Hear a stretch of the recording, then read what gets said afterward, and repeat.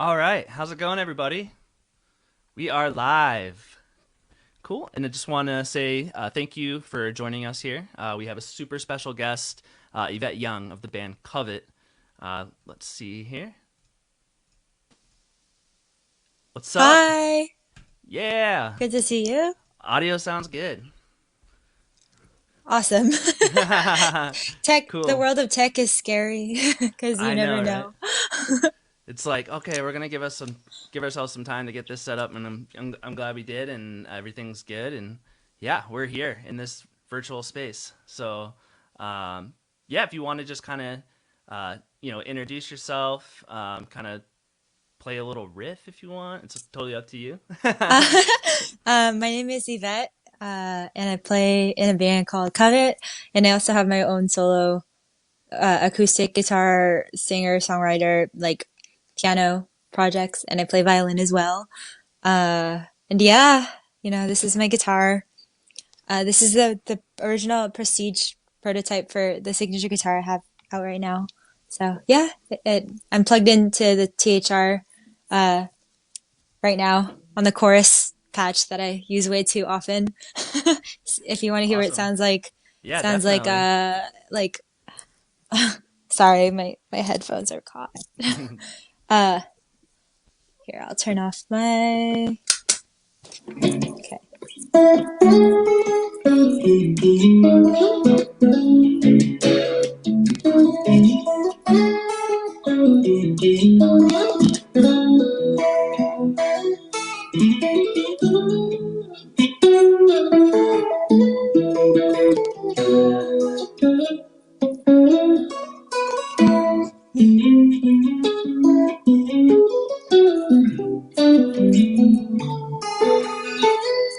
Sorry, I realize I can't hear with AirPods in. Oh man, it sounded How great funny. though. Thank you. I Yeah. think I had to take one out. I was like, where am I? No There you worries. go. Yeah, sounds great. So kind of tell us a little bit about, I guess There how we go. It's you, better. I mean, you forged such a relationship with your guitar. How did you kind of get there? Like, how did you start in music? I guess. Well, I started on piano and violin. And I grew up largely playing classical music.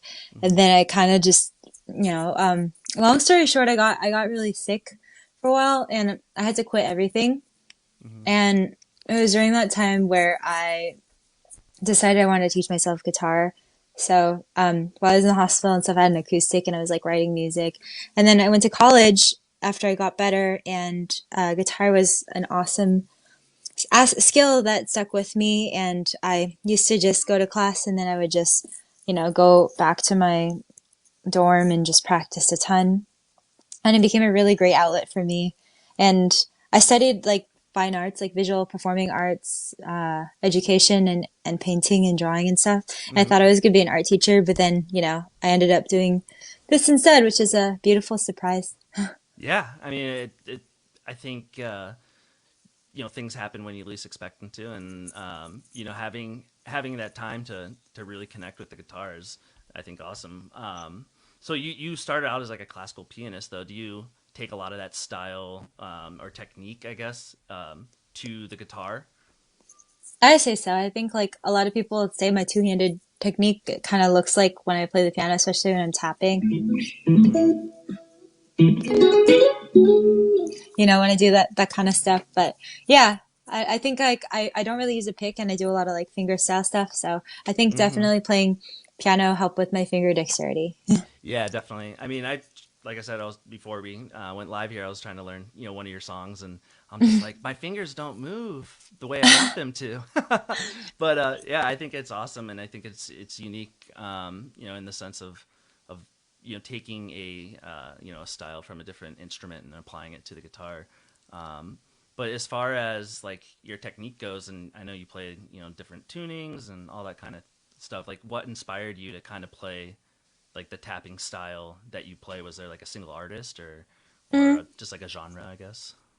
I listen to a lot of bands like TTNG and like American Football and Toe and like Mm-hmm. that whole like Midwest emo math rock scene that's going on. I know Totally. Chicago's Yeah. Chicago's got it going on. Yeah.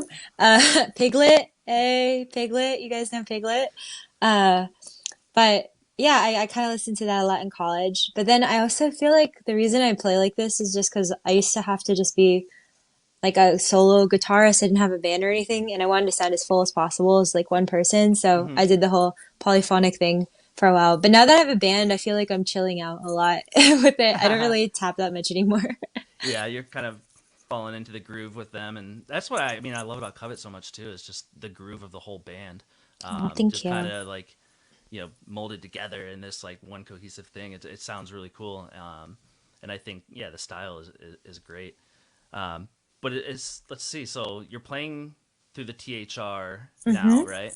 Yes. So for anyone that doesn't know, the Yamaha THR desktop amplifier, Yvette has been playing, and I think has it been something you've playing more since like COVID and like being at home and like not being by your full rig, I guess, or is it something Um, you've always kind of played?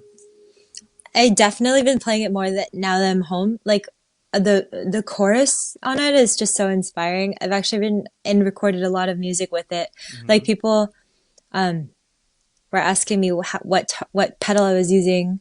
They're like, "Is that like the Julia or is that like the C machine or whatever?" But then Hmm. I was like, "That's actually just the built-in chorus sound on the amp," and I didn't even really touch it that much. Like you Yeah. can download an app on your phone to like really finesse the parameters and adjust them to your liking. But I really just love that thing right out of the box, and it's inspired. Like Parachute, that whole song was inspired by that tone.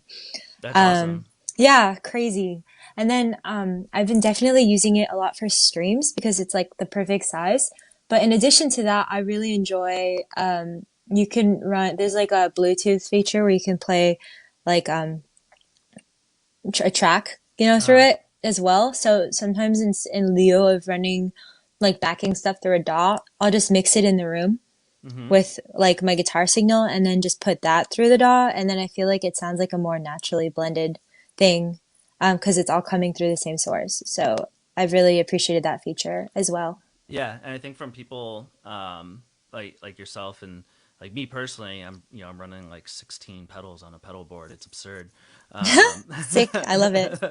but I think it's great to have something at your disposal to like you know just turn on, put it on a setting you like, and just be inspired from there. Hmm. Um, That's so important to me because when I'm like uh in the mood to create or write, like the last thing I want to do is just like set up like an entire thing and like have to tweak knobs. I just want to like when I hear a melody, I just want to immediately plug in. And it definitely is a bonus that when I plugged into this, I immediately was like, whoa, like I hear so much music from this tone already. Yeah, I think what is it? Like Johnny Marr said one time, like each guitar has like a song with it, Aw. which I thought was really cool, and I think that can apply to like a lot of gear. It's like you turn on the amp, and it's like you said, you were inspired to play that song, and write Parachute and things like that. Is there Yeah. was it something that you used to record with, or is it mostly something you used to kind of write and demo? So I definitely used it to write a lot, and Hmm. I went to the studio, recorded with my pedal board instead. But now that for the next record, I've already recorded a bunch of our demos for the next record because like every song starts with me writing it, Hmm. and then I send it to my bandmates to flesh out. So I've sent them demos using that chorus tone that I just recorded by miking it because I actually love how it sounds mic'd. Yeah. Um, and I think because I really know how to play with this amp now and get the exact tone I want, if I do go to a studio, I might just bring it in lieu of like a chorus pedal. Yeah, definitely. Because you were kind of comparing it to like the Julia, which is Hmm. Walrus, and Yeah. C Machine is Earthquaker, and Yeah. two amazing chorus pedals, definitely. Oh, Um, the Nunabur Tri-Chorus is another amazing chorus pedal. That it, one, Nunabur makes amazing shit. Oh, sorry, stuff. I that's don't know okay. if I have to keep it family friendly here. Maybe we can bleep it out, Yeah. in the VOD, but no, definitely. Right, like I think chorus has always been one of my favorite effects. Hmm. I think the '80s almost killed it, but coming back into there's a lot of music now where people people call shoegaze or math rock and stuff like that. chorus to me is just it adds Awesome. like a spice to like your notes that you're It's playing, but so doesn't overdo it. awesome. Even subtly, like I like to ham it up, of course, but sometimes I'll just add subtle chorusing and it just adds a little bit of texture or like flavor in the tone. Like if you Hmm. just run through a reverb straight, like that's one mood, but like you just put a little subtle chorus in it and it's like fuller and like warmer and like it sounds a little denser, especially if it's Hmm. stereo. So, Yeah. Yep. yeah, I just got the Juliana. I'm really excited to try that out, the stereo setup. Nice. So yeah. So speaking of pedals, like what are you running on like your main board? I guess Um, right now. I currently have it behind me. So, I mean, I don't really swap out much stuff. I think I found my like, you know, this is a nerdy reference, but like, you know how in Pokemon when you go battle the Elite Four, you have your like lineup and then Uh-huh. you know that this is your tried and true trusty lineup. Like Yep. I feel like I have that equivalent in terms of a pedal board. There's a few things I want to add and there's a few pedals that I feel like certainly are more suited to be studio tools rather than things I have on my live board just because the nature of them it feels like a Rubik's Cube or something where I have to like oh, if I twist these two knobs, it unlocks the secret mode, and that mode like unlocks, you know, like it's kind of just crazy. Mm-hmm. Um, but currently my board is so I'm going through the Earthquaker Warden compressor. Mm-hmm. It's an optical compressor. It's my favorite one. Actually use it a lot to push my cleans to break up, like get to break up. But the Mm-hmm. sustain knob, like I feel like I did a lot of that in the studio where I didn't even really use a gain pedal. I just kind of like depended on me pushing my amp and then using that compressor to push it even more. Then I run through in terms of gain. I have electronic audio experiments has this gain pedal called the Longsword, and there's Mm-hmm. built-in EQ, which is great. Yeah. I love being able to like, I guess it has built-in EQ, and you can also, I think, control like the ordering or something. I forgot what that's called, but Yeah. I'm blanking on that. That's okay. A lot of the pedal stuff, I'm just like I turn it on and twist knobs, and I have Oh no yeah, idea what I'm that's what I doing. do as well. I am by no means an expert. Um, and then I run through this is actually funny. I run through a bass octave pedal by MXR, and I Okay. feel like that gives a little girth. Like at the beginning of Nero, a lot of Uh people are huh. like, "What is that distortion?" It's actually the bass octave. It just adds a bit of it just widens it. Oh man, yeah, I Um, was actually gonna ask you about that because I was like, mhm. that tone is sick. Oh yeah, Uh, it's the bass octave being pushed by a preamp. I use the Materasu Bright preamp. And then I have, in terms of modulation, I have the Caroline guitar somersault, which is a mhm. lo-fi modulator. It's beautiful. I love that pedal so much. Yeah. You can make it sound like a traditional chorus, but you can also make it kind of super fluttery. And I used to have those Zvex Lo-Fi Junkie on my board, but I found it to be a little bit loud for the volumes I was playing. It's just noisy, Mm-hmm. which is fine. Like I actually love it as a studio tool, so that's why I decided to use a Caroline for like all my lo-fi effects live. Nice. And then I have the Walrus Audio Julia. Am I boring you yet? No, I this is my jam. I was gonna say Okay. I have the lo-fi junkie on my pedals or on my pedal Yes. board, so Don't, I don't can you talk about find pedals that all day. don't you find that the lo-fi junkie, like, it makes a sound, right? Like, cause it's very compressed. It is Uh, very compressed, yeah. yeah. So I like that. It's just, I feel like at high volume, sometimes it was difficult to manage. Especially if I wasn't using a noise gate or something. But, Mm-hmm. and then for reverb, I have the Meris Mercury 7, which is my favorite reverb in the entire world. Yep. I played a lot with the pitch vectoring on it. It has all kinds of pitch vectoring, but my two favorites are definitely well, actually three favorites. I like the octave one. It just adds a low pad over everything. Mm-hmm. So again, it's just like, oh, there's another color in the Merc. Um, Yeah. and then there's the pitch down vector, which I used a lot in Nero. Like on some of the chords, like when we do a stop and then the pitch plummets down, especially at the end of the song, it like plummets down. Yeah. That's actually just the Maris, and then I'm holding down the sustain so that it just infinitely plummets. It sounds awesome. And Yeah. then I really like it has a fifth pitch vector too, so that's just like it harmonizes a fifth the entire time, which is really twinkly and nice. Yeah. Speaking of Maris pedals, talk about being able to just go to different settings that you have no idea were even there. Um, Yeah, yeah, that's the pedal where it's like you gotta hold down both at the same time to unlock this mode. yeah, yeah, super cool though. Yeah. Chase Someone Bliss is like that too. Yeah, Chase Bliss is great. I love. They just did a collaboration with somebody recently. I can't remember who it is, but so Yes. Ash in the chat actually asked, "Do you ever use effects pedals with your violin or piano projects?" Oh, absolutely. Yes. I just got an electric violin from Yamaha and I love it. I was like, I want to hear it with the slow. So I put Yeah. it with the Walrus slow on there's like a dark setting. I don't have it with me right now. Hmm. But oh gosh, it sounded so beautiful. It actually sounded like an entire orchestra of strings. Um, That's amazing. Even if you use it with an octave pedal as well, like I'm sure with the bass octave pedal, I can already hear it. It'll sound like so full. Hmm. Uh, yeah, I have a lot of fun with that. I wanted to see what it would sound like through the auto bit. I feel like it would sound all gnarly and like glitched out. We'll see. Yeah, definitely. It's fun to experiment, and I think yeah, the fact that you're like a multi instrumentalist, really helps. Where if it's got a an input jack, then why not run it through some pedals, right? Yeah, I mean that's the first thing I wanted to do. I was like, honestly, I think I might record with it. Like we were using some like MIDI pads and like some what is it called again?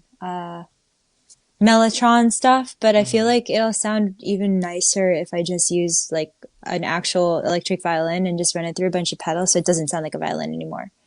That's awesome. Yeah, taking instruments and then changing the way they sound. It's Yeah, super fun. just messing with reality or whatever. So and so I guess like with Technicolor, for those who aren't aware, Technicolor is your latest release.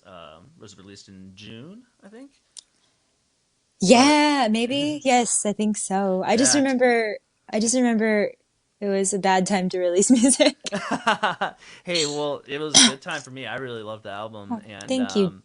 yeah, I think what stands out, a lot with that album, and most people might agree, but is that you have vocals on it now. Oh, yeah. Do you want to talk about that a little bit, or? Yeah, basically, my rule for writing music is if it needs something, don't rule anything out. Yeah. So, I could just be like, no, purely instrumental. But when I wrote Parachute through the THR, I immediately heard a vocal line and I was like, oh, shoot, like that's gotta happen. Like it just needs it, you know? Yeah. And then I practiced it. I was like, you know what? I can sing and play at the same time, so I might as well try. And then now we have vocals. Yeah, there you go. Yeah, I can imagine like singing, and I mean, it's hard for me to like play a Green Day cover and sing to it. So, yeah. It's just, you know what the trick to singing and playing is not actually splitting your brain and thinking about both, but it's actually locking one to like complete muscle memory and Hmm. only thinking about the other. So for me, like my hand, it's on autopilot. Yeah, It's gonna do what it's gonna do. And I'm just thinking about pitch and like how I sound and the words I'm saying. yeah. It's funny. My mom actually showed me this thing where if you rotate your leg in a clockwise motion and then try to draw a six in the air, you can't do it. Maybe you can If do you, it. if you rotate your leg in a clockwise motion, Yeah. So like, if you're going like that, and then you try to draw a six, like rotate it like how are like you in a spinning your leg? circle. Oh, like you're drawing. Oh, okay, like you're drawing a circle with your foot or something? Yep, exactly. And Okay, then if you so try to draw a clockwise. six in the air, Oh, can you do it? uh-huh. I don't know. Am I drawing a six? Maybe it's backwards for me, I think. Okay. Well, But it's great. It's just to show like kind of how the brain works and like how yeah, tough it is. If you're watching this, I guess, and you want to try it at home, you completely. kind of understand like how how hard it is to kind of go one direction with your brain that way and another direction that way. I just Yeah. thought it was super interesting. And the more you practice at it, the more you get comfortable doing these kinds of things where you're doing two contrasting motions and Hmm. stuff. Definitely, it's like a total trip at first, but Yeah. nowadays I realize like I love teaching because I get to see how far I've come personally because it's like some things I just take for granted. I'm like, oh yeah, everyone can do that. But Yeah. then it's like something like, being able to find a pitch or something on the fretboard just by hearing it. Like not everyone can do that immediately. So I get to like try to help people and deconstruct my own process and at the same time. Yeah, definitely. I think so as far as like your practice routine goes, I for me like if I see a guitarist like yourself and other notable modern guitarists like Jason Richardson or Tim Henson or the guys from Chon, I'm like, you want to think like, oh wow, these guys are these guitarists are just gifted guitarists, but I think they underestimate the practice and like the work that goes into that. Would you say um, when you kind of started, were you practicing every day, like whether it was piano or guitar? Or... So I do not practice guitar every day, hence why I don't consider myself like virtuosic by any means. Like Mm-hmm. I feel like my ability is only as much as I need to write. Mm-hmm. Like I'm a total utilitarian in that sense where I'm just like I'm really only going to devote energy to like what I need to like play these songs. But Yeah. that being said, I try to write every single day. Like I have a bunch of songs that I need finishing. Like I don't let myself just write a billion riffs. I'm like, no, okay, you have 10 riffs, you got to finish these before you move on. So that's, I guess, like my discipline, the extent of Yeah. my discipline for myself. And then I feel like because of the way I write, I actually end up getting better at guitar because it's not like I can play everything I think up immediately. Like I feel like some of those people who are virtuosic players and they're shredding in standard, like they know all Mm-hmm. their shapes already. So it's like everything's just like, oh, a walk in town. But for me, I'm constantly changing my tunings. Like I'm in FACG CE right now, American Okay. football, shout out. Yeah. Yeah. Um, but yeah, like I feel like a lot of these the shapes that in standard just don't apply. And I'm writing just by singing my melodies. Okay. Like yeah, I'll hum something and then I'll like figure out how to play it. And it's like a slow process, but to me it's rewarding because I'm not letting convenience and comfort dictate what I put out. I'm not letting just like what I'm familiar with. I'm actually going and like pushing myself to do like weird jumps or to be Yeah. creative, like, oh, maybe I have to tap this part while I like play this chord instead of like fretting, like finger picking it all. So Yeah. I feel like it lends itself to creativity and also it helps me improve my ear, helps me improve my dexterity going all over the fretboard and stuff Yeah. like that. And I think it makes for a more pleasing, smooth melody that flows better because it's like natural. You're like singing it. So it's Yeah. easy to remember too. Yeah, definitely. Like with your, with your songs that are instrumental, there's almost like vocal melodies in there. Um, Yeah, I try to which build them in. yeah, it's awesome. It's like I catch myself humming them. Aw. But I think that's a really cool approach to guitar. And I actually learned uh, that Rivers from Weezer, that's how he writes his guitar solos, is he sings them. Oh, hell Um, yeah. Shout and out. then he pitches them up to like a guitar octave, and then he That's learns it. cool. So That's what I do. So yeah, perfect. yeah, you're just like Weezer. Sick. I love Weezer. Yeah, but yeah, I think it's just a cool approach to the guitar, and I think it's something that people can can can practice and get better at, and instead Hmm. of just sitting down the guitar and doing a pentatonic scale or whatever you want to Yeah. do. So yeah, no, definitely, I really dig that. Let's see. Yeah. So Omar has a question. He's asking, do you have any tips for two-hand tapping tone? Two-hand tapping tone. Yeah, get yourself some thicker strings. Definitely thicker Hmm. strings lend for just are more resonant, I think, for like because it's just more surface area to work with. Yeah. Also, sometimes when you have really like if you're using nines or something, when you do tap, you do have to like apply some firmness to it. So this delay on right now, sorry. Hmm. Um, but if it's too thin, you'll tend to like push it sharp or push it flat. But then Hmm. with thicker strings, it's harder to bend, but it's okay. You get really swole fingers and that'll resolve that. Uh-huh. But when you tap, you'll have less of a chance of bending it like way too sharp or flat. Because you do have to like really go down and hit that string really hard. Yeah, So definitely. yeah, and I guess I tend to tap like middle to right below the fret for the best sound. And yeah, I would say it's kind of like it is like playing piano where you're just exercising finger independence. Hmm. So try to like get all your fingers comfortable and strong. Yeah, I noticed when I was learning the solo part from Nero that like one of the first kind of tap part, uh, two different fingers are on two different frets when you're tapping. Hmm. Is that like a technique that you learned from somewhere, or did you kind of stumble upon it just by the sound and the notes and what you're hearing? definitely by the sound of the notes, I was like, I need to do this slide, but they're two different intervals. So I have to just slide different distances, like a tap slide. Are you talking about like Donna? Like I think Yep, there's like yep, a tap slide, and I have to travel like maybe one fret and then two frets the other one. yep. So that's just kind of like a yeah, Yeah, that's just something I had to do. I was like showing my buddy. I'm like, dude, check this out. It's so crazy. Like you slide from here to here. Um, so it's I love that. yeah, it's super cool. I really dig it. So as Thank far you. as with Covet, you guys just did a cyber release, which I think is super cool. Like a viewing party. How did that go? It was so fun. I can't thank people enough for actually coming to these events because I know that we had this whole headliner tour plan with two really amazing bands that I really, really wanted to bring to the US because I just super believe in them and I love them. The bands are Town Portal and we were considering Trico. I think they were trying to like get their visa or something, but anyway, yeah, so we had that plan, but it, obviously didn't work out.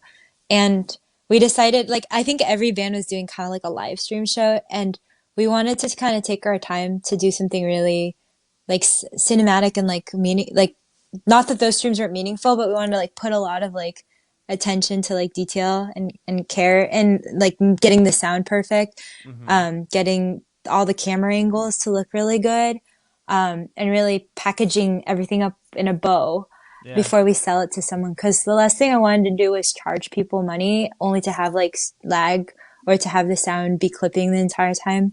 Mm-hmm. So we kind of thought like, okay, let's just like pre-record this like almost like a playthrough or something of as a band, and let's just do the whole album and let's decorate it and make it all like beautiful and like emotional, and then like just present that, and we'll be there watching it with everyone. Yeah, Um, I love it. oh, It's thank like the you. all the flowers and everything. Such a good vibe. Oh my God, it's Um, such a funny story. Like we built that in a day. It was crazy. Like yeah, it was just so much work. We bought all those flowers from Michael's and then we returned them right after. Shout out So Michaels. Hope they're not shout out watching. Michael's. Yeah, sorry. We're the crazy people who said we thought these were real. um, so Ash just asked another really good question. Would you consider doing like a live stream event with the two bands you had mentioned that you wanted to bring on tour? That would be amazing. If we could get the time zones to align because we're dealing with Japan and Denmark. So, Ooh. that's kind of a challenge. Like I feel like all the bands probably have to be in the same time zone. Yeah. Otherwise, we have one of them waking up at like 3 a.m. and then the other Yeah. waking up like that'd be kind of harsh. Yeah. So, It's like, hey, yeah, yeah, load-ins at 2 a.m. yeah, load if ins you're a 2 live a.m. event. Oh my God. If you woke me up at 4 a.m. and put a guitar in my hands and was like, you're gonna play a show, I'd be like, are you kidding me? Like, no. Yeah. It's interesting to see how bands are kind of adapting to this whole like can't play shows. Like it's I mean I played in bands and was I live in downtown Chicago, so I was going to a show almost every weekend, and it's a huge bummer. But thanks to bands like you and some other bands doing the live stuff, you let us have a little bit of it still. Oh, Um, thanks. do you? Oh, I'm sorry. Go Oh, ahead. so I was gonna say, having people in the chat room before the show started and then during it, it kind of felt like venue banter. Like it Yeah. felt like a bunch of people talking, which is cool. Like I was really touched that everyone was so positive and like supportive of each other, and everyone became friends afterwards, and that's what I love to see. So, Yeah, and that's what you want to get out of like going to a live show. I that's mean, community right there. yep. Like I used to go to shows by myself, sometimes, and then Hell I'd yeah. meet some people, and I'm like, they ended up like I met one guy at a show that we ended up starting a band together. So it's cool like the community and trying to translate that to like the digital world. It's wild, and I think you guys did a good job of doing that. Do you Thank plan? you. Do you have like plans for touring and like hoping like for like next summer or anything like that, or hoping that this all clears up by then? Nothing locked in, but certainly little murmurs here and there of like maybe some tours happening.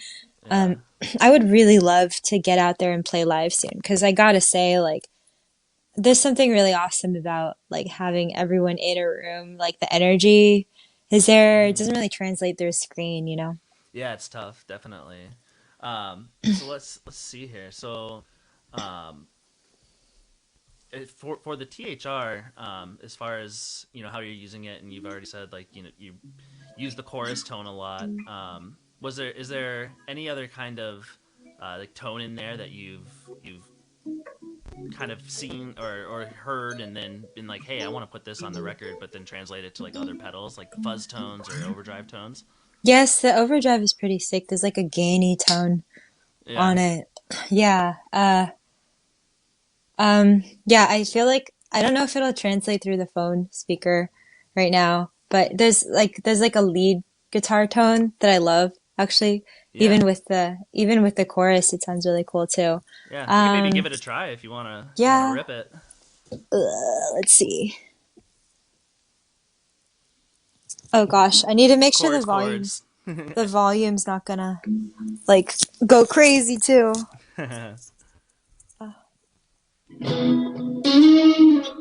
Oh yeah, Oh yeah. there it is.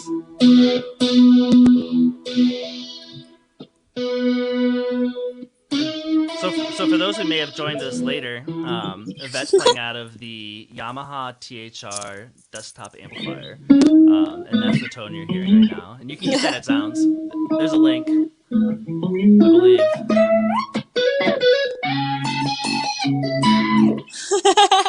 I It's love kind it. of it's cool. Yeah, I love it with the chorus. Let's see. The parachute. Oh yeah. I have a capo on right now. Let me see.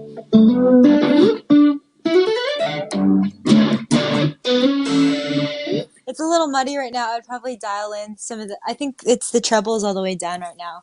But Yeah, like, I really like the how there is like EQ as well on the amp, and you can additionally control with an app. But yeah, this tone is pretty.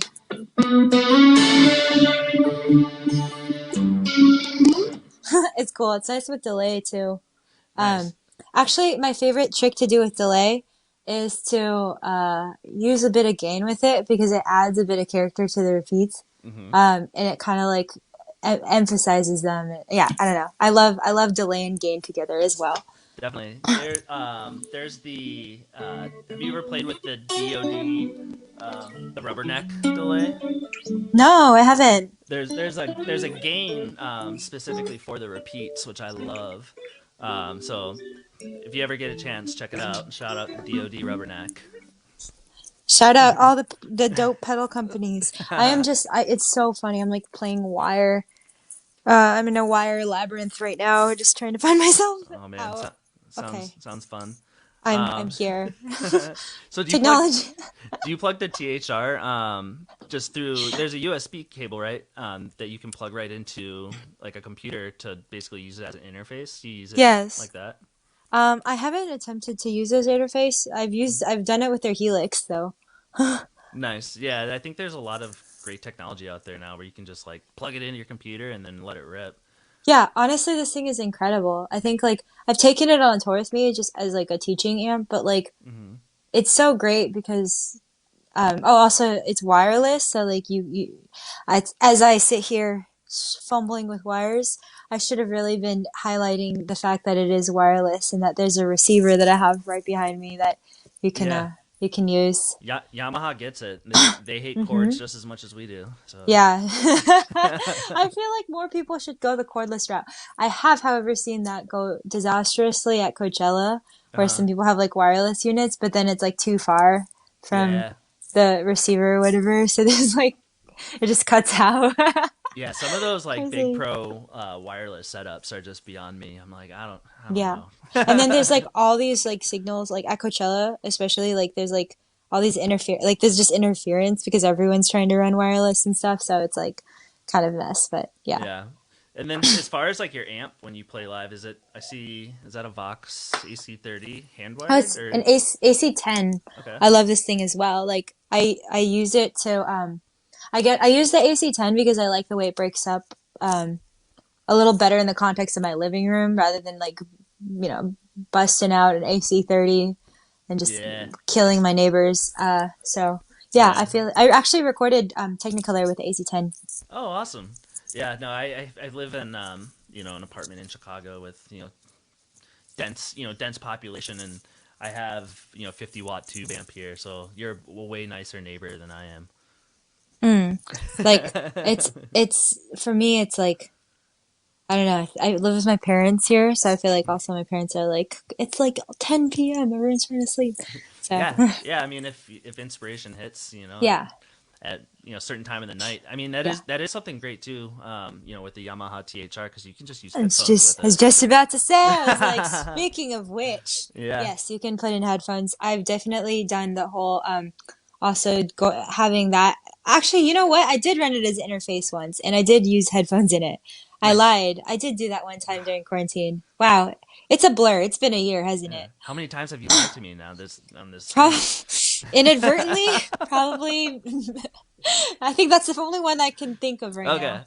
And my name isn't really Yvette. I'm just Okay. kidding. Well, there's a secret name. My name's not John C from zZounds. This is So. actually not a guitar. It's, uh, so there's so Mark in the chat brought up a good point. hmm Do you have any tips for like maintaining a creative drive during like these tough and crazy times, as Mark says? I know for me it's tough. Do you have any tips on that? yeah, definitely. I'm lucky to have multiple outlets. So like if I get pissed off at guitar or not really feeling it, I go to piano or I go to drawing or I go to violin. And I honestly sometimes take a break. And I gotta say, all of the best ideas have come after I took a break from my guitar for a while and I didn't play for a couple weeks. And then I Mm-hmm. get myself to a point where I feel like guilty because I haven't played guitar in a while and also like just creatively congested because I'm like, oh, I need to write something. So then I'll sit down and immediately I'll just be excited about it again. Uh-huh. I think the trick to like, for me, I realized, at least for myself, doing this career where there's just constant deadlines and I'm spending my time doing a lot of things for other people rather than doing things for myself, Mm-hmm. it can become really easily, it can feel like you're gonna burn out. And I definitely had moments where I was only writing for other people and I wasn't doing it for myself anymore, and I felt really burnt out Yeah. on having to deliver all these deadlines. Because at the end of the day, it's my job, like, and sometimes I have to treat it like a job. But I Mm-hmm. think the one thing preventing me from totally hating it is just like I still write for myself. Like when I do write, I only write music that I want to hear and I'm not writing with anyone else in mind. Like everything off Technicolor was stuff that I was like legitimately curious about. Um, I didn't really have any intention other than writing music that like made me smile and made Uh-huh. me feel something. And, I think staying kind of curious and playful about like the whole process as well is nice. Like I really like messing with different tunings and figuratively not knowing what I'm doing because for me it still feels like exploration rather Mm-hmm. than like I memorize all these shapes and I know everything. So yeah, I don't know. That's like I guess for me how I stay excited No, about creating. no, definitely. Those are really good tips. And Thank you. I think, yeah, like you nailed it with sometimes, taking a break and just stepping away from it for a hot Yes. second, and then, coming back to it, definitely can give you another boost a Yeah, little and bit. if you're able to, like I know right now this is a bad time to advise this, so I do not advise this, but in other circumstances, if you're able to, like go out and travel, like go to a different setting. Because Mm-hmm. for me, I don't know, I'm like super sensitive to like my surroundings, so I feel like if I'm just in a different place, different kinds of music can come out, you know? Yeah, Like if I'm in a mountain, like I'm writing like Midwest emo sounding stuff, and like if yeah, I'm in a city, I'm doing like I don't know, like hip hop sounding, and it's weird. I don't yeah. know, like it's cool. It's a And vibe. I will say collaborating with other people with different styles has helped me personally grow a lot because I feel like it's a challenge, you know? Like Mm-hmm. every time I write a solo for someone or I write a part for like a band that's asking me to feature, um, it's really exciting for me because I think I really love like for me, whatever I do with my guitar, it's like a way to dress up what they're doing to make it like even doper, hopefully. So Yeah, my goal is to not step on what they're doing and not outshine them, but rather it's like makeup. I'm like, okay, yeah, I'm gonna like put a little eyeliner on this part or like, so yeah, like make definitely. it like pop and really emphasize the story they're trying to tell. So for me, I get really excited working with styles that I'm not that familiar with because I'm like, oh, like I really have to be listening to what they're doing and really trying to like figure out how I can incorporate my style and maybe even like imitate some of their style to like help make their song pop. So I Yeah. don't know. It's been really fun for me doing that. Do you have any features that you can talk about that are coming up? Uh, nothing that's like totally out there yet. I just did some strings for like a super progressive metal band, which is really funny. But it's Nice. so fun because I got to write this really avant-garde like free time violin part that kind of just wove in and out of like what the technical stuff he was doing, and sometimes it lined up. So I got really excited, like figuring out when I wanted to like come in unison and when I wanted to like dissolve into chaos. A composer that I really love that does that masterfully, in my opinion, is Ryuichi Sakamoto. Okay. He does a lot of like movie scores, and he's really great at like just a lot of dissonance and like tension and like chaos, and then having it like come back together. Yeah. And so for me, that was like a fun opportunity for me to practice that, like the thing I admired about Ryuichi Sakamoto. And Mm-hmm. and then I think I did I did a guitar part for this band. Uh, I'm not allowed to announce it yet, so just this band. But we And should be on then the lookout. we should be on the lookout. Definitely not my genre, but I had such a blast doing it. And then I did another feature for there's this band, Daphne Loves Derby, I that I used to remember listen them. to. Oh Yeah, my so goodness. Are they yeah, they're I making music? yeah, I guess they're working on an album. Oh I don't know my if I'm supposed to say that, so I'm really sorry if I just ruined a That's surprise. okay. I'm sorry. Yeah, That's like okay. I'm We may mute it. okay. Yeah. Or maybe I'm lying. Yeah. Ooh. Hey, another lie from Yvette, you Another know? lie. Big surprise. Yeah. What else?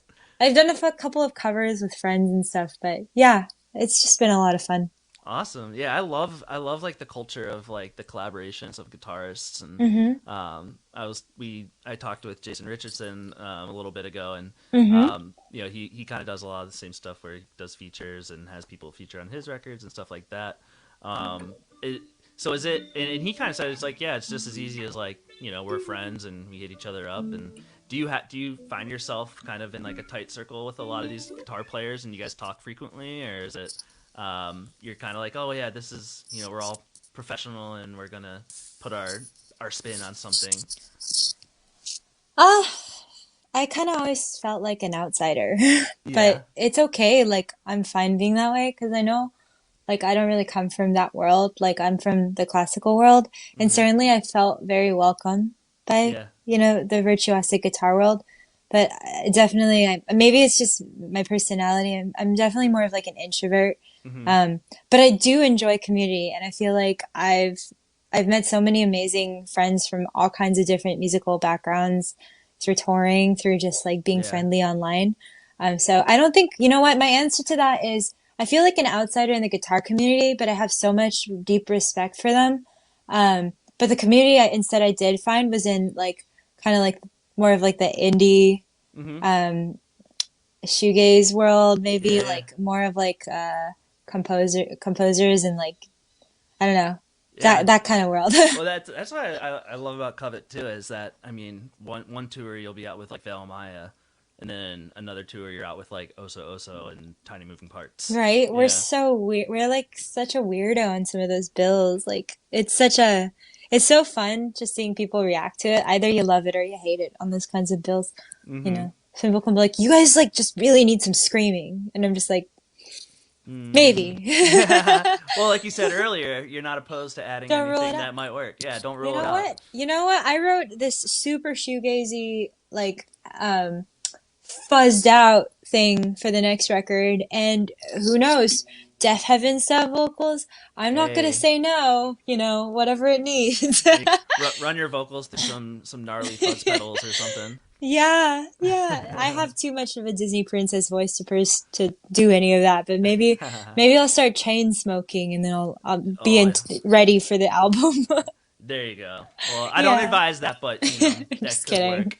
Um, Yeah. but yeah, I know. I remember, like, when I was a kid, I'm like, how do I practice screaming without people thinking I'm like, in serious trouble? It's Yeah, a that's talent in itself, definitely. you got to go out to the woods where you're Yeah, alone. there you go. Well, Yvette, I think we covered a lot here, and I personally learned a lot. I hope everyone in the chat kind of learned something.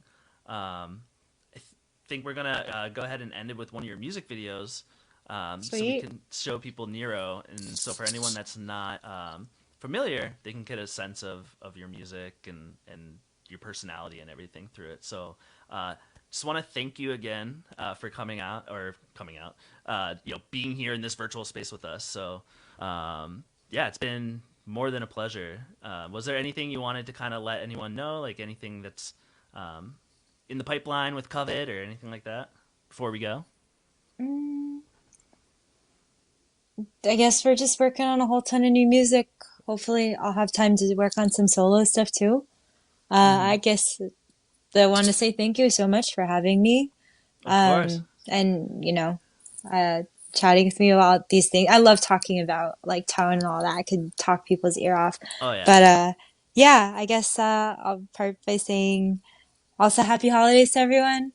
Holidays are kind of like, a weird time right now because nobody can see each other. So I hope that, everyone's doing okay mentally.